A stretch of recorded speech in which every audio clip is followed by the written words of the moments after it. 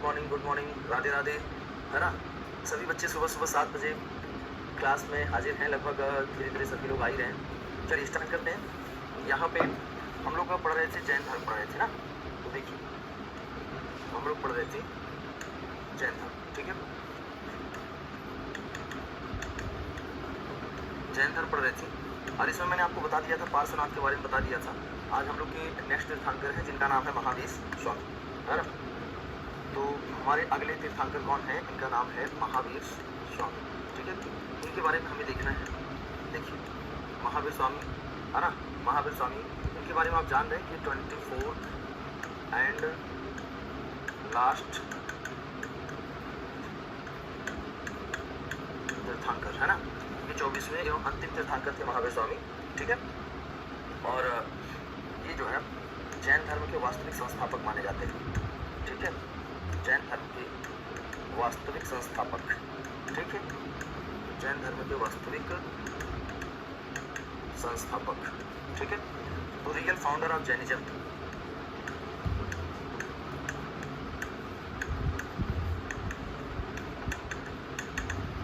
Real founder of Jainism कौन माने जाते हैं? महावीर स्वामी, ठीक है। देखिए महावीर स्वामी जो थे, इनके बचपन का नाम महावीर स्वामी नहीं था, है ना।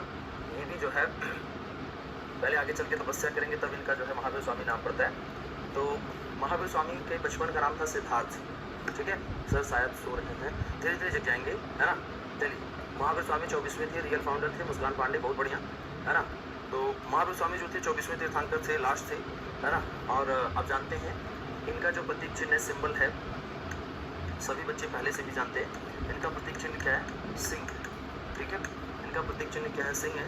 इनका जो जन्म हुआ था, है ना, इनका जन्म जो होता है, याद रखिएगा, महावीर स्वामी का जो जन्म होता है ना, इसकी 2 डेट मिलते हैं, ठीक है।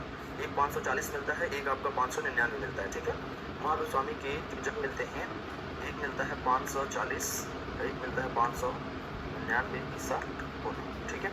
इनका जन्म जो है 540 ईसा पूर्व या 599 ईसा पूर्व, है ना। जन्म स्थान कहाँ था देखिएगा, जन्म स्थान, ठीक है। तो जहाँ तक जो कल क्लास की थी उसी आगे हम लोग कर रहे हैं। इनका जन्म स्थान कहाँ था? तो याद रखिएगा वैशाली के कुंड ग्राम, है ना, वैशाली के कुंड ग्राम, ठीक है। वैशाली की कुंड ग्राम, ये कहाँ पड़ता है? आपका बिहार में पड़ता है, ठीक है। ये जो कुंड ग्राम है, इसका नाम आधुनिक ग्राम क्या है? जो कुंड ग्राम है इसका नाम है बेटा वासु कुंड। ये पेपर में आ चुका है, अभी क्वेश्चन सॉल्व कराएंगे तो उसमें भी आएगा। क्या नाम था? वासु कुंड, है ना। तो अगर पूछा जाए कुंड ग्राम का जो नया नाम है वो क्या है, तो आपको बताना है सर इसका नया नाम क्या है? वासु कुंड है, ठीक है। तो याद रखिएगा इनका नया नाम क्या था? वासु कुंड था, ठीक है। इनका नया नाम क्या था? वासु कुंड था, ठीक है। तो आप जानते हैं महावीर स्वामी को बचपन में क्या कहा जाता था? वर्धमान कहा जाता था। इन्हें क्या कहा जाता था? वर्धमान कहा जाता था, ठीक है। क्या कहा जाता था? वर्धमान। ये इनके बारे में याद रखिएगा। जैन धर्म, महावीर स्वामी, है ना, 24th एंड लास्ट तीर्थंकर, जैन धर्म के वास्तविक संस्थापक, रियल फाउंडर ऑफ जैनिज्म। इनका सिंबल क्या था? सिंह था। इनका जन्म 540 ईसा पूर्व 599 ईसा पूर्व में होगा।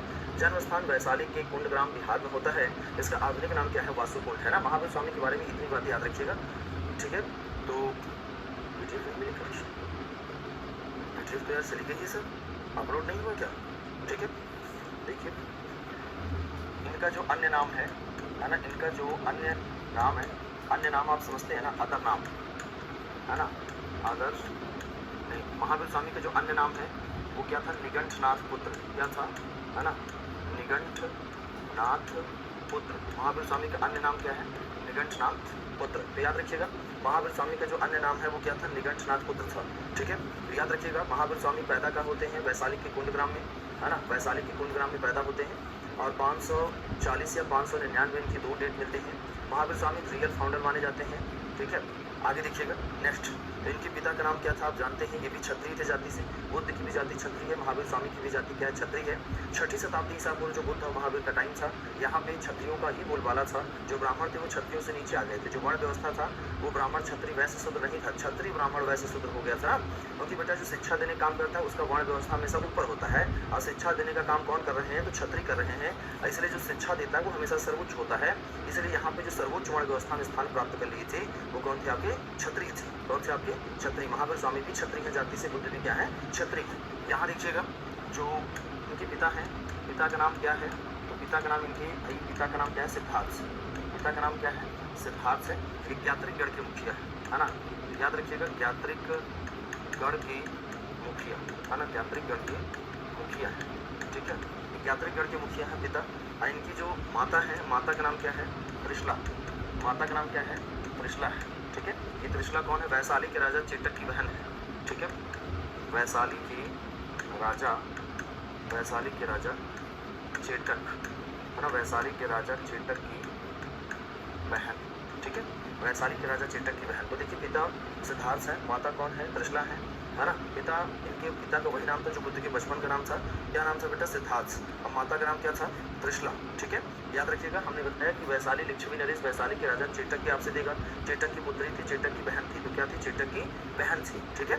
चलिए अब इसके बाद से आप जान गए हैं इनका गढ़ कौन सा था? ज्ञात्रिक गढ़ था। वंश कौन सा था? इक्ष्वाकु था, है ना। इनके बड़े भाई का नाम क्या था? नंदीवर्धन था, ठीक है।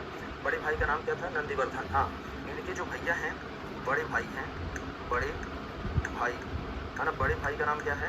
नंदीवर्धन, ठीक है। बड़े भाई का नाम क्या है? नंदीवर्धन, ठीक है।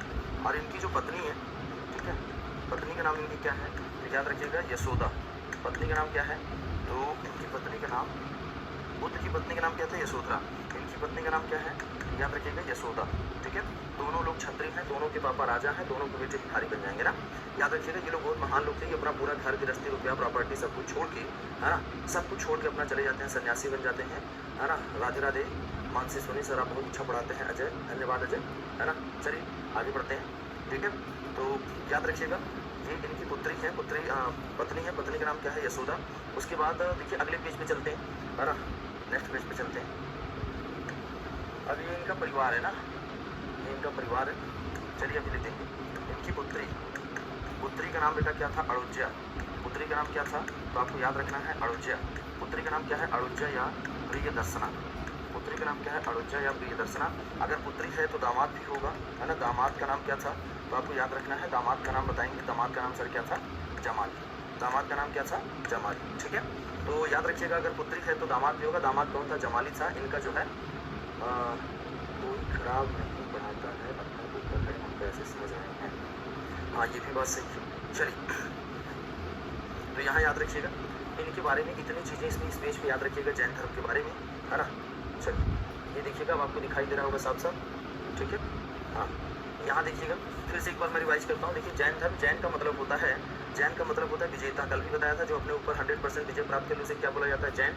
महावीर स्वामी का नाम क्या था? बचपन का वर्तमान 24 लास्ट स्थान पर थे। ये जैन धर्म के वास्तविक संस्थापक माने जाते हैं, है ना। क्या माने जाते हैं? जैन धर्म के। तो याद रखिएगा जैन धर्म के वास्तविक संस्थापक माने जाते हैं। इनका सिंबल क्या था बेटा? सिंह था। इनका जन्म 540-599 ईसा पूर्व में हुआ था। इनका जन्म वैशाली के कुंडग्राम में होता है। इसका आधुनिक नाम क्या है? वासुकुंड। याद रखिएगा आधुनिक नाम वासुकुंड है, पेपर में पूछा जा सकता है ना। महावीर स्वामी जो थे इनका अन्य नाम बेटा क्या नाम रखा गया था? निगंठनाथ पुत्र। तो अगर आपसे पूछा जाए निगंठनाथ पुत्र कौन थे? महावीर स्वामी। पिता का नाम सिद्धार्थ था, ज्ञात्रिक गढ़ के मुखिया थे। माता का नाम त्रिशला था, जो वैशाली के राजा चेटक की बहन थी। याद रखिएगा सारी बातें की बातें जो बता रहे हैं। इनके बड़े भैया का नाम क्या था? नंदीवर्धन था, है ना। पत्नी का नाम क्या था? यशोदा था। इनको एक पुत्री पैदा होती है जिसका नाम था अड़ुज्जा या प्रियदर्शना था, है ना। दामाद का नाम क्या था? इनके जमाली था, ठीक है। ये अपने बड़े भैया नंदीवर्धन से आज्ञा लेकर ही गृह त्याग किए थे। अगले पेज पे चलते हैं ना, चलिए नेक्स्ट पेज पे चलते हैं। तो इनका महावीर स्वामी के बारे में हम लोग पढ़ रहे हैं। इनका जो गृह त्याग है ना, गृह त्याग, इनका जो गृह त्याग होता है याद रखिएगा कितने वर्ष में होता है? 30 वर्ष की आयु, है ना। 30 वर्ष की आयु इनका क्या होता है? गृह त्याग। याद रखिएगा, जरा एक बार कमेंट कर दीजिएगा महात्मा बुद्ध का स्क्रीनशॉट क्यों नहीं हो रहा है रोशनी यादव। एप्लीकेशन पे आप स्क्रीनशॉट नहीं ले सकते हैं ना, याद रखिएगा। जरा एक बार कमेंट कर दीजिएगा महात्मा बुद्ध ने घर कितने साल में छोड़ा था, है ना। महात्मा बुद्ध ने घर कितने साल में छोड़ा था, एक बार ये भी कमेंट कर दीजिएगा। जैन धर्म में जो भी घर छोड़ेंगे 30 साल, अब बौद्ध धर्म में जो भी घर छोड़ेंगे 29 साल में। तो जरा बता दीजिएगा महात्मा बुद्ध ने, है ना, सर आपके चरणों में प्रणाम, खुश रहिए, है ना। जरा बता दीजिएगा महात्मा बुद्ध ने 29 साल में घर छोड़ा था ना। जरा कमेंट कर दीजिएगा कितने साल में घर छोड़ा था, ठीक है। तो बता दीजिएगा कितने साल में घर छोड़ा था इन्होंने, ठीक है। जरा याद रखिएगा 30 साल में, 30 साल में। बुद्ध ने कितने साल में? 29 साल में, बहुत बढ़िया, ठीक है। जब घर छोड़े थे ना 30 वर्ष की आयु में, तो इनको फिर 12 साल की तपस्या के बाद इनको क्या मिला था? ज्ञान प्राप्ति। कितने साल तपस्या की थी बेटा? 12 वर्ष की कठोर तपस्या की थी, है ना। ज्ञान प्राप्ति इनको कितने साल में हुआ था? यानी 42 वर्ष की आयु में, है ना। 42 वर्ष की आयु में इनको क्या मिला था? ज्ञान। 42 वर्ष की आयु में, है ना। कहाँ मिला था? देखिएगा 42 वर्ष की आयु में चुंबिक ग्राम, है ना, चुंबिक ग्राम में, है ना, रिजुपालिका नदी के किनारे, ठीक है। कहाँ मिला था? रिजुपालिका नदी के किनारे, रिजुपालिका नदी के किनारे, ठीक है, साल वृक्ष के नीचे। कौन सा वृक्ष? तो याद रखिएगा सारे बच्चे, इनको कौन सा? साल वृक्ष के नीचे, ठीक है। तो याद रखिएगा साल वृक्ष के नीचे, साल वृक्ष के नीचे। मेरी बात समझ गए हैं, है ना? याद रखिएगा इनको ज्ञान प्राप्ति 42 वर्ष की आयु में, जुम्बी ग्राम में, रिजुपालिका नदी किनारे।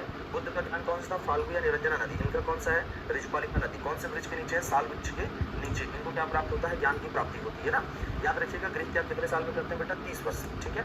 और ज्ञान कितने साल मिलता है? 12 साल। यानी इन्होंने तपस्या कितने साल किया था, है ना? इन्होंने जो तपस्या किया था वो याद रखिएगा 12 वर्ष, है ना? 12 वर्ष तपस्या इन्होंने कितना वर्ष किया था?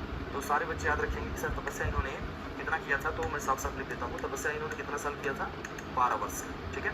12 वर्ष की कठोर तपस्या करते हैं कौन? महावीर स्वामी। इनके बारे में जो हम यहाँ लिख रहे हैं जान लीजिए, बहुत इंपॉर्टेंट है ना। 12 वर्ष की कठोर तपस्या करते हैं।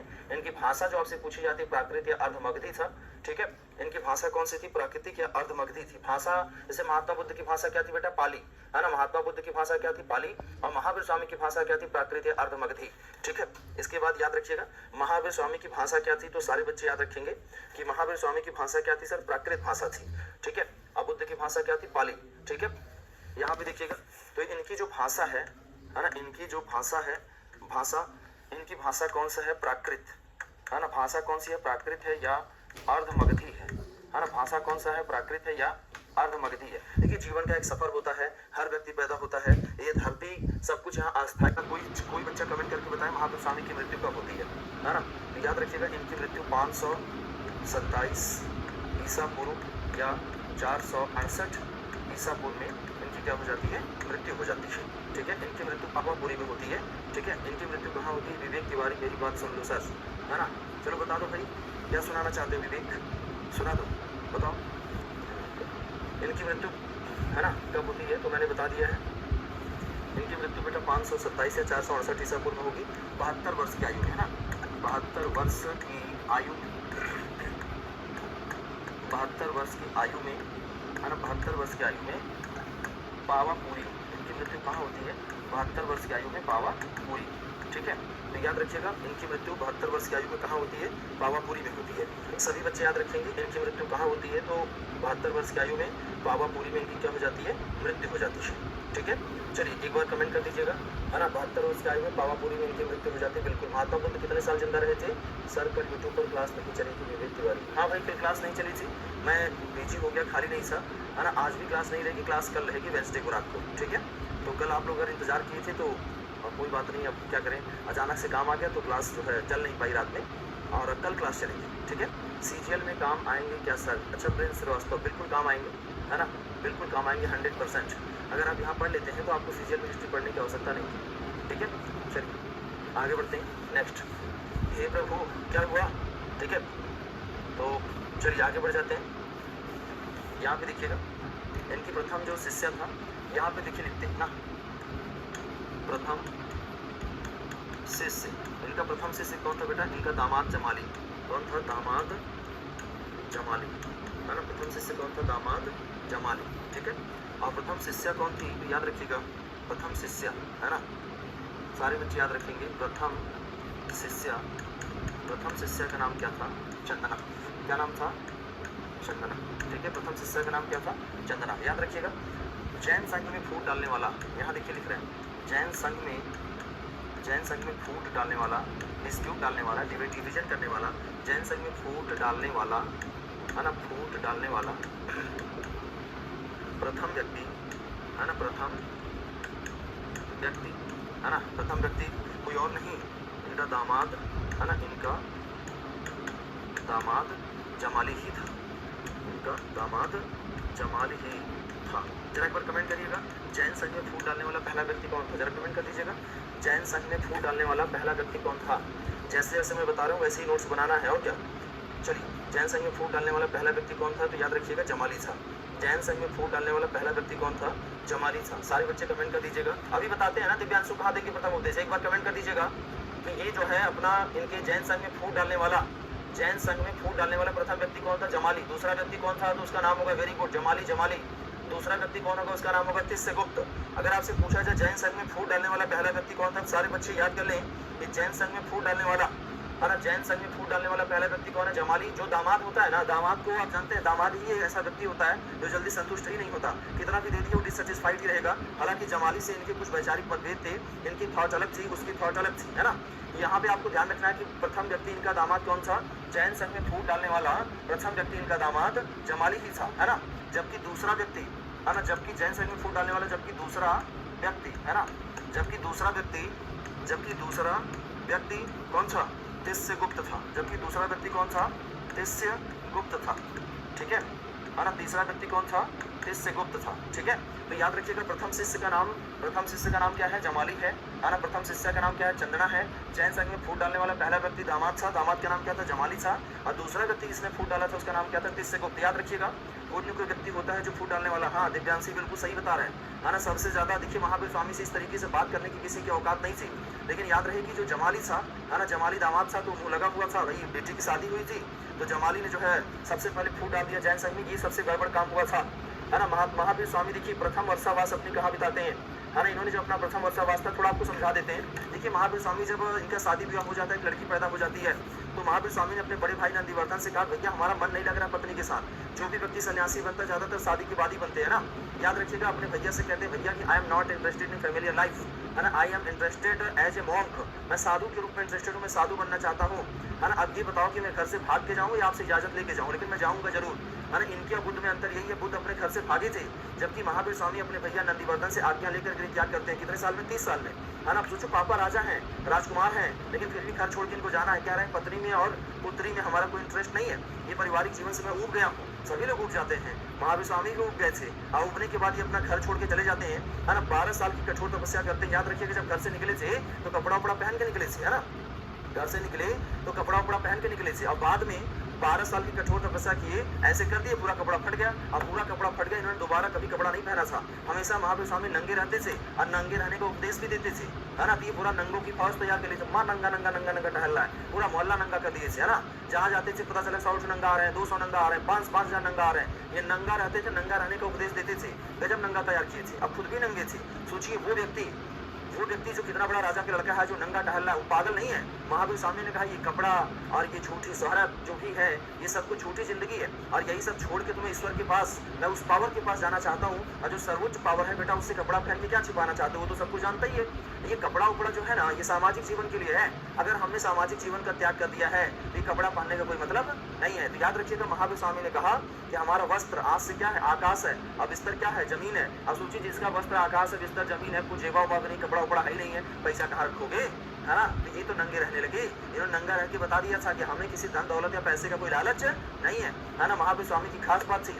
तो याद रखिएगा अगर आपसे पूछा जाए महावीर स्वामी वस्त्र का त्याग किए थे कि नहीं, बिल्कुल त्याग कर दिए थे, एक भी नहीं पहने थे, नंगा रहते थे। लेकिन याद रखिएगा, है ना, ये लोग ऐसे लोग थे जैसे मान लीजिए रास्ते से ऐसे नंगे चले जा रहे हैं ना, तो एकदम नंगे हैं, लोग देखते हैं तो मजा ले लेते हैं, और गुरु, है ना, कैसा लग रहा है। तो याद रखिएगा ना ये हंसेंगे, ना ये गुस्सा करेंगे, ना आपसे बोलेंगे, असली सन्यासी यही है ना। याद रखिएगा जैन धर्म वाले अगर आप मजा के लिए लेते हैं, नंगा आदमी है, कमेंट आपने कर दिया, और जानते हैं इंडिया में कमेंट करने की आदत है ना।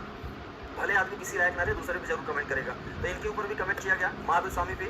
महावीर स्वामी ने कभी रिएक्शन नहीं दिया। महावीर स्वामी ने कहा ये जो लोग बोल रहे हैं ना, इसका रीजन क्या है? अज्ञान है, और जिसे इनको ज्ञान हो जाएगा कमेंट करना बंद कर दें, कितनी ऊंची बात बोल रहे हैं। बेटा हम दूसरे की बुराई, दूसरे को गाली तभी तक देते हैं जब तक हम अज्ञानी हैं।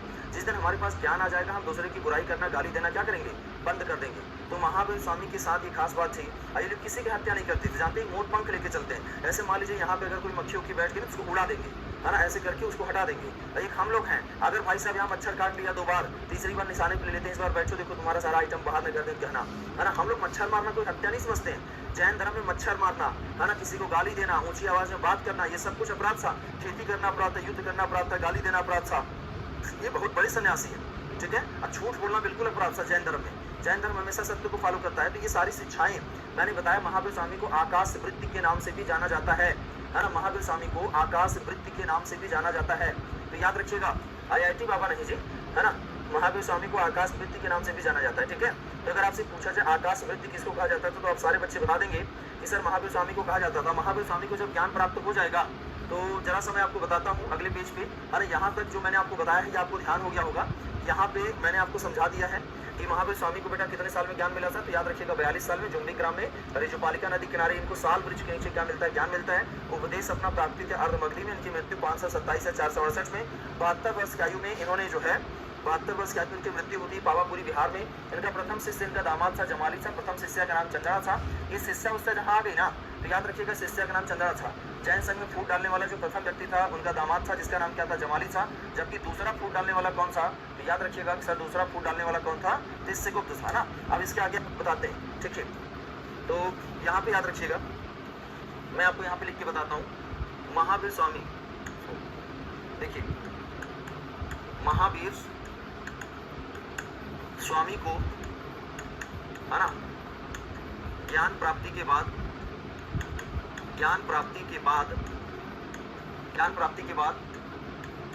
निर्ग्रंथ, इनको क्या कहा गया, निर्ग्रंथ, है ना, और कैवल्य कहा गया। तो याद रखिएगा महावीर स्वामी को ज्ञान प्राप्ति के बाद क्या कहा गया, निर्ग्रंथ, कैवल्य, है ना, अरहंत कहा गया। चलिए इतना ही लिख लीजिए, है ना। क्या कहा गया, निर्ग्रंथ कहा गया, कैवल्य कहा गया, ठीक है। कैवल्य प्राप्ति के बाद देखिए कैवल्य क्या होता है, जैन धर्म का सर्वोच्च ज्ञान क्या होता है बेटा, कैवल्य, है ना, कैवल्य, ठीक है।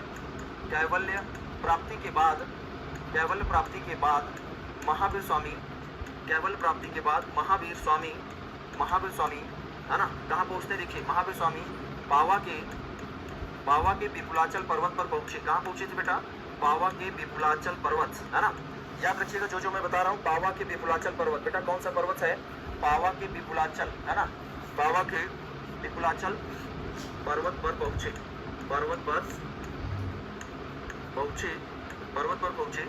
जहाँ इन्होंने अपना प्रथम उपदेश, जहाँ इन्होंने अपना प्रथम उपदेश, है ना, अपना प्रथम उपदेश, ठीक है, जहाँ इन्होंने अपना प्रथम उपदेश, ठीक है, जहाँ इन्होंने अपना प्रथम उपदेश 11 ब्राह्मणों को दिया था। कितने ब्राह्मणों को उपदेश दिया था, 11 ब्राह्मणों को दिया, है ना, 11 ब्राह्मणों को दिया, ठीक है। प्रथम उपदेश 11 ब्राह्मणों को दिया, ठीक है, प्रथम उपदेश 11 ब्राह्मणों को दिया, और जैन संघ की स्थापना किया, है ना, जैन संघ की स्थापना किया, तो बेटा जैन संघ की स्थापना किया, है ना। महावीर स्वामी, याद रखिएगा जो बता रहे हैं, महावीर स्वामी स्वयं जैन संघ के अध्यक्ष बन गए। महावीर स्वामी स्वयं जैन संघ के अध्यक्ष बन गए, महावीर स्वामी स्वयं जैन संघ के अध्यक्ष बन गए, ठीक है, अध्यक्ष बन गए, है ना। महावीर स्वामी जैन संघ के अध्यक्ष बन गए। अब आगे देखिएगा, जैन संघ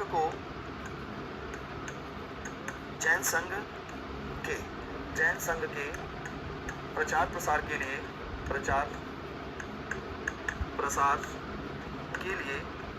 जैन संघ के प्रचार प्रसार के लिए महावीर स्वामी ने, है ना, महावीर स्वामी ने, है ना, महावीर स्वामी ने जैन संघ को 11 गढ़ों में विभाजित कर दिया, 11 गढ़ों में विभाजित कर दिया, है ना, 11 गढ़ों में विभाजित कर दिया। याद रखिएगा 11 गढ़ों में विभाजित कर दिया। याद रखिएगा first speech of Mahavir Swami, है ना, टू द 11 ब्राह्मण, है ना, कितने ब्राह्मणों को दिए थे, 11 ब्राह्मण। कहाँ दिए थे, पावा के विपुलाचल पर्वत पर।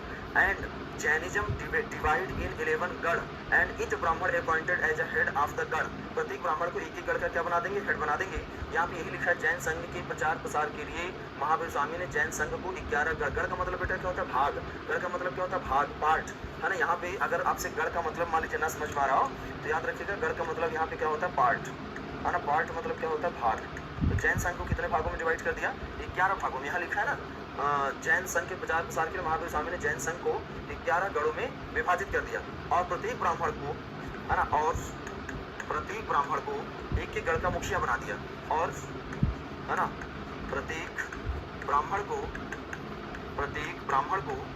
एक गढ़ का मुखिया बना दिया, एक गढ़ का मुखिया है ना मुखिया बना दिया, एक एक गढ़ का मुखिया बना दिया, जो कि बना दिया, जो कि गढ़धर कहलाए, जो कि गढ़धर कहलाए। ध्यान से पढ़ेंगे तभी समझ में आएगा, जो कि गढ़धर कहलाए। ठीक है, तो बेटा जैन संघ को कितने गढ़ों में बांट दिया? 11। याद रखिएगा, जैन संघ को 11 गढ़ों में विभाजित कर दिया और प्रत्येक ब्राह्मण को एक एक गढ़ का मुखिया बना दिया, और जिसको मुखिया बना दिए वो सब क्या कहलाए? गढ़धर कहलाए। क्या कहलाए जी बेटा? गढ़धर। तो गढ़ और गढ़धर क्या है? गढ़ कौन है? जो 11 ठो चेला थे उनको क्या बोला गया? गढ़।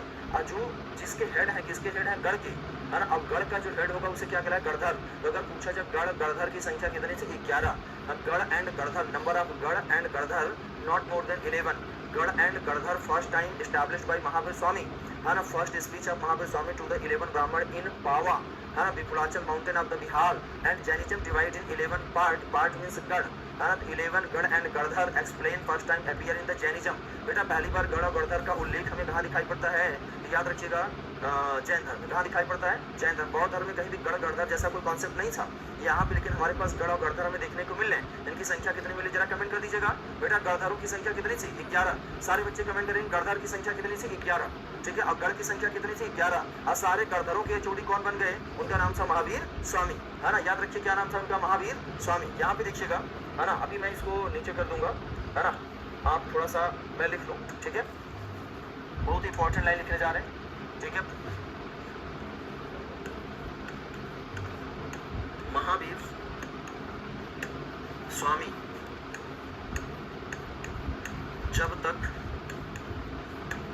जिंदा रहे, जब तक जिंदा रहे, स्वयं जैन संघ के अध्यक्ष, जैन संघ के अध्यक्ष, अध्यक्ष मतलब समझते हैं ना, चेयरमैन, है ना, अध्यक्ष बने रहे। तो अगर आपसे पूछा जाए जैन संघ का अध्यक्ष कौन था, तो याद रखिएगा महावीर स्वामी जब तक जिंदा रहे जैन संघ के अध्यक्ष स्वयं बने रहे, ना। अब देखिएगा आगे, महावीर स्वामी की मृत्यु के पश्चात,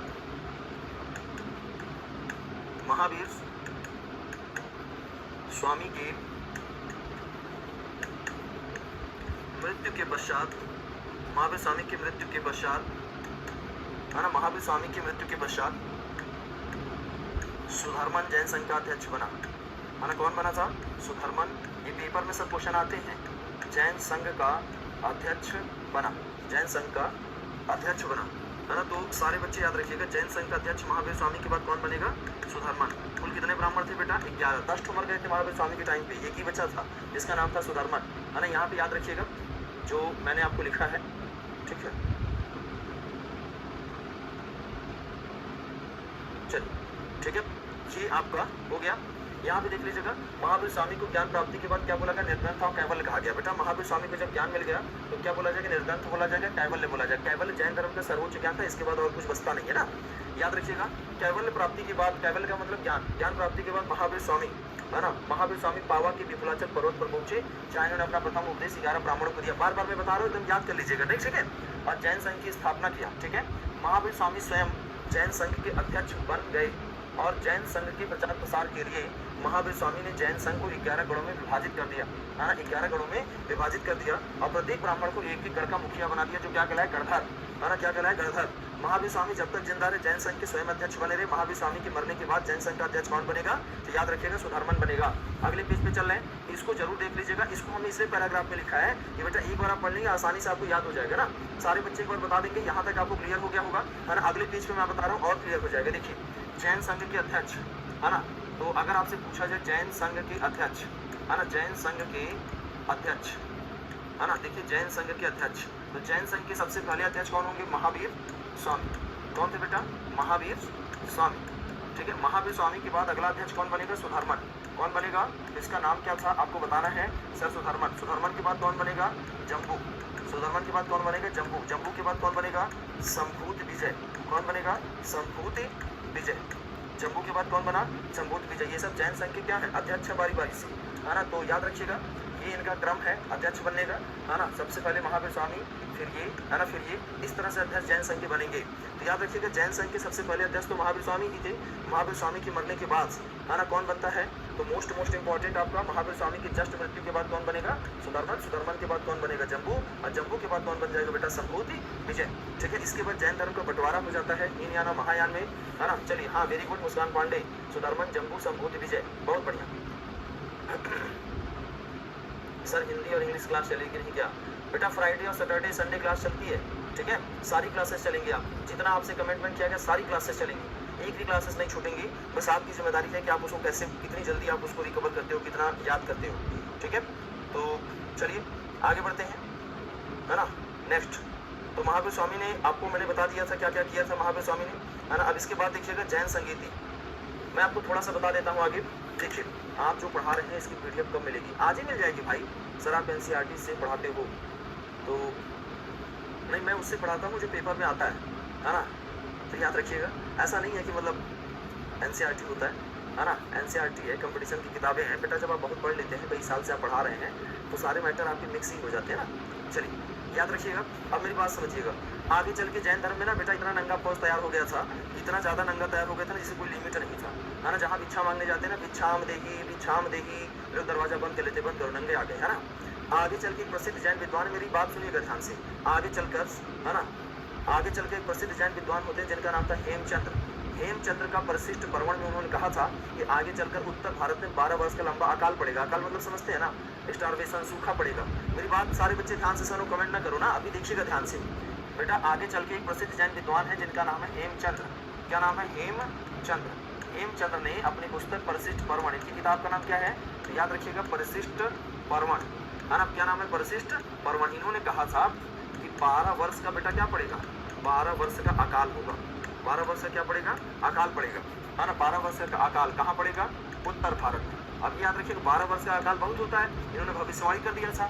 अकाल पड़ने की भविष्यवाणी करने वाले कौन थे? इनका नाम क्या था? हेमचंद्र। इन्होंने बता दिया कि उत्तर भारत में आगे चल के बहुत लंबा अकाल पड़ने वाला है। हेमचंद्र ने बता दिया, है ना। हेमचंद्र की किताब का नाम क्या? परिशिष्ट पर्वण। इसी में बताया था, इसी में लिखा था।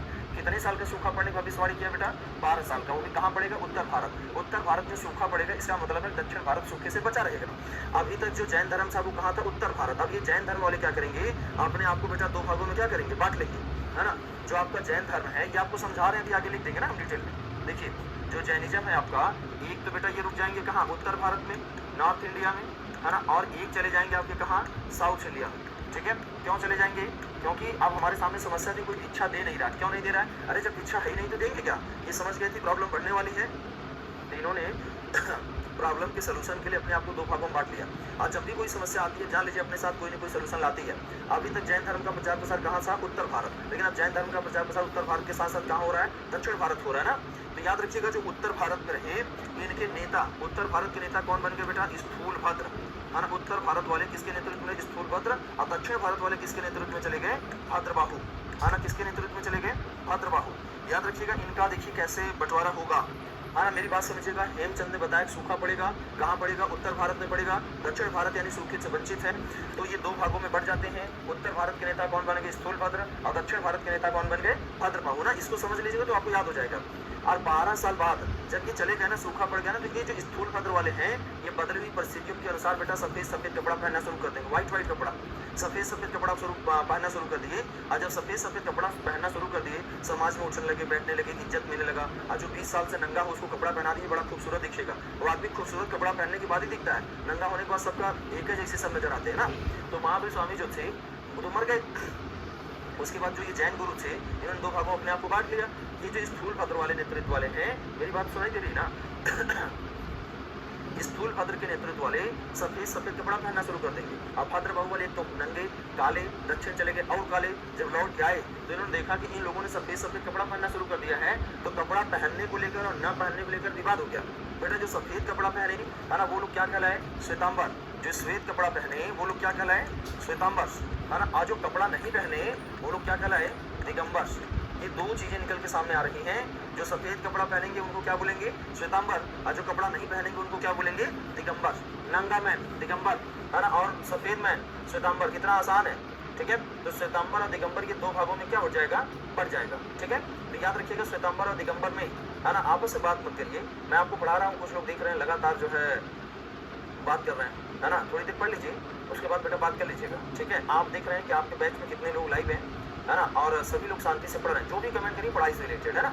चलिए, हाँ, दिगंबर वाले कपड़ा नहीं पहनते थे, नंगे रहते थे, इनको बड़ा अच्छा लगता था, मजा आता था, ठीक है। और जो श्वेतांबर वाले थे कपड़ा पहनते थे, तो याद रखिएगा इनका झगड़ा कपड़ा पहनने या ना पहनने को लेकर ही हुआ था, ठीक है।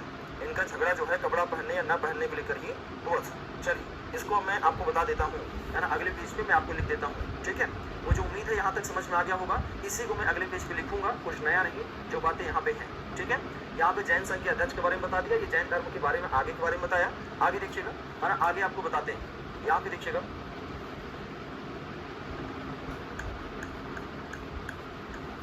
प्रसिद्ध जैन विद्वान हेमचंद्र, प्रसिद्ध जैन विद्वान हेमचंद्र, प्रसिद्ध जैन विद्वान, क्या नाम है प्रसिद्ध जैन विद्वान का? हेमचंद्र। इनकी किताब का नाम बताएं जरा, कमेंट करें। हेमचंद्र की किताब का नाम क्या है, जरा कमेंट कर दीजिएगा। हेमचंद्र की किताब का नाम क्या है, हाँ ना, जरा कमेंट करिएगा। प्रसिद्ध जैन विद्वान हेमचंद्र की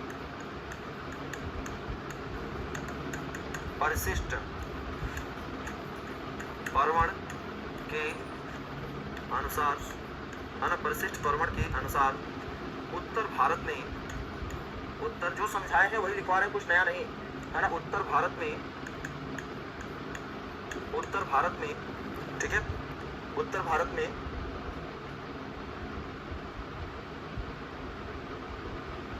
उत्तर भारत में चंद्रगुप्त मौर्य के शासनकाल में, चंद्रगुप्त मौर्य के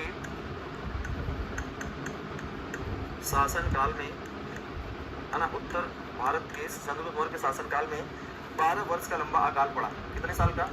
12 वर्ष का लंबा, 12 वर्ष का लंबा अकाल पड़ा, है ना। याद रखिएगा, 12 वर्ष का लंबा अकाल पड़ा, 12 वर्ष का लंबा अकाल, अकाल समझते हैं ना, स्टारवेशन, भूखमरी हो जाएगी। 12 वर्ष का लंबा अकाल पड़ा। अब सोचो 1-2 साल का बहुत होता है, तो 12 वर्ष का, 12 वर्ष का लंबा अकाल पड़ा, है ना।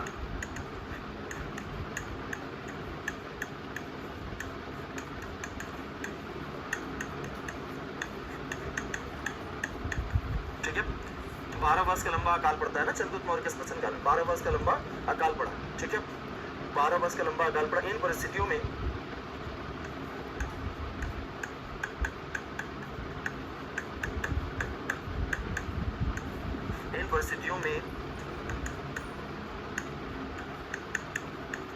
भद्रबाहु के नेतृत्व में, भद्रबाहु के नेतृत्व में, आपको बताया था बेटा जो दक्षिण भारत जाएंगे वो किसके नेतृत्व में जाएंगे? भद्रबाहु के नेतृत्व में, है ना। इन परिस्थितियों में भद्रबाहु के नेतृत्व में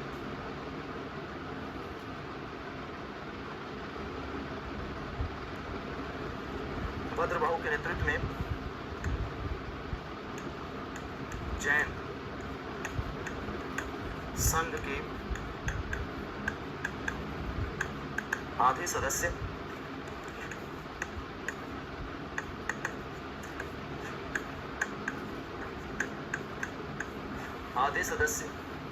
दक्षिण भारत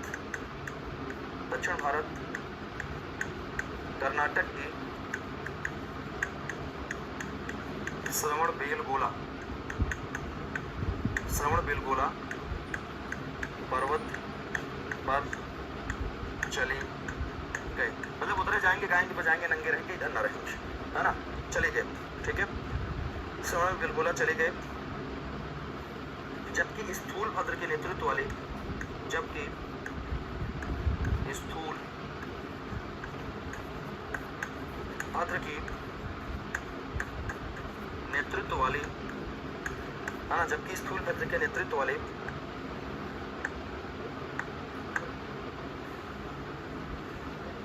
स्थूल भद्र के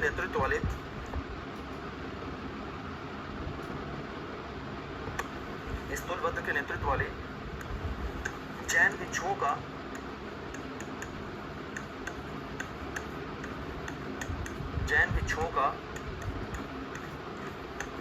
दूसरा दल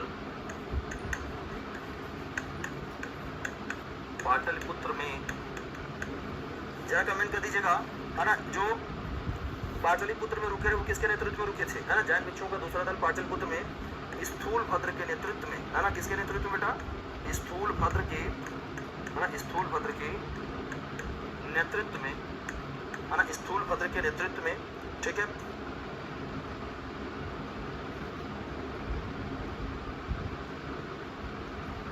स्थूलभद्र के नेतृत्व में जैन भिक्षुओं का दूसरा दल पाटलिपुत्र में स्थूलभद्र के नेतृत्व में ही रुका रहा।